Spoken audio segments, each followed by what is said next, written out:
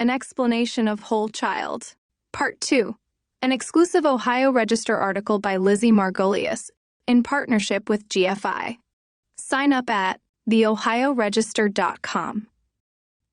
In the first part of our series, we discussed the history of education in the United States and introduced the latest initiative, which is known as Whole Child. Whole Child was created in 2006 by the ASCD. Whole Child is not a curriculum. It is a model or method by which the education system will teach, foster, and treat your child.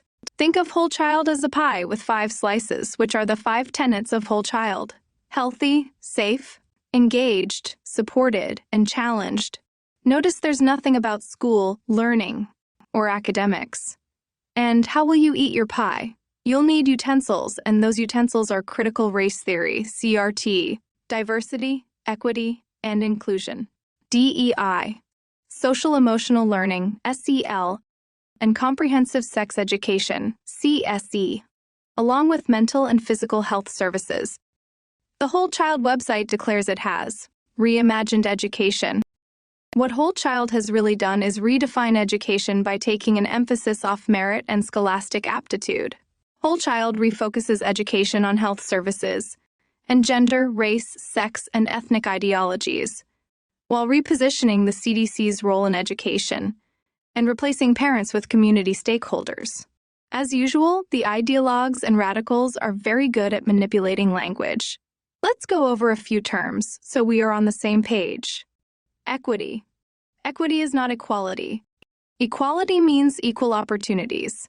We want anyone, regardless of background, to be given the same opportunities. Equality is good. Equity is equal opportunities and equal outcomes. Equity is a core tenet of Whole Child and shows up throughout the framework. Theoretically, it's impossible to guarantee equal outcomes unless you level the playing field through systemic change. Systemic change. A transformation of the entire system through modification of policies, processes, relationships, mindsets, and structure. Change is necessary, and if something doesn't work, we should change it. But what about conserving that which works, or is good?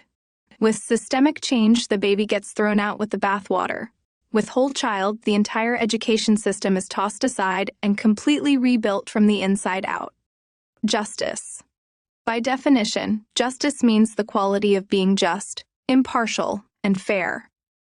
Again, I think we all agree that true justice is worth striving for. But throw in the word racial in front of justice, and now you have a new definition. Racial justice is just treatment of people of all races, resulting in equitable opportunities and outcomes for all. If justice itself is fair and impartial, then justice should be blind to color.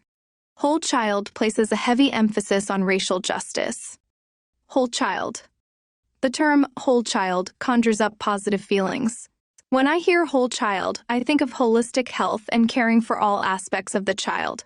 What's wrong with focusing on the entire child? Nothing. But you must ask yourself who is responsible for caring for the whole child. Is it the parents or guardians, or is it the school? Who gets the final say? Who has the ultimate authority? With Whole Child, the emphasis is not on parents' rights, but community rights.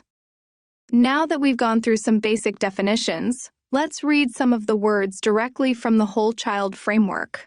School climate includes the beliefs, values, attitudes, and norms demonstrated in the school, including a commitment to equity, racial, and social justice. Districts determine school climate. Equitable access to health services. Our school collaborates with community partners to facilitate equitable access to physical health, mental health, vision, and dental services, with respect to culturally responsive care. Whole Child policy is made collaboratively across child, youth, and family-serving agencies and institutions, informed by stakeholders. A Whole Child approach broadens district and school focus beyond academics to include meeting students' social, emotional, physical, and safety needs. Whole Child is going global because it is a needed conversation, as a global mindset is needed for our children.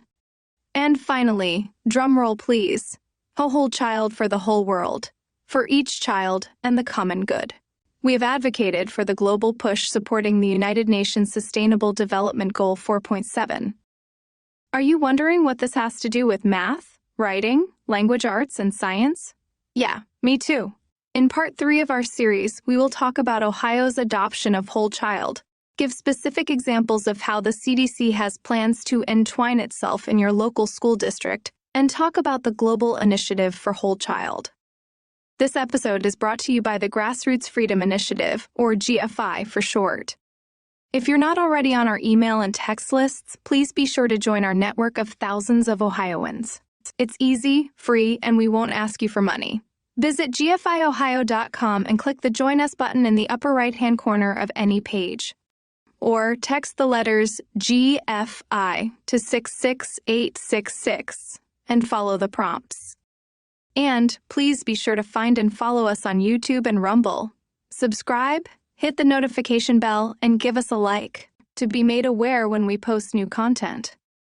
Thanks for listening or watching.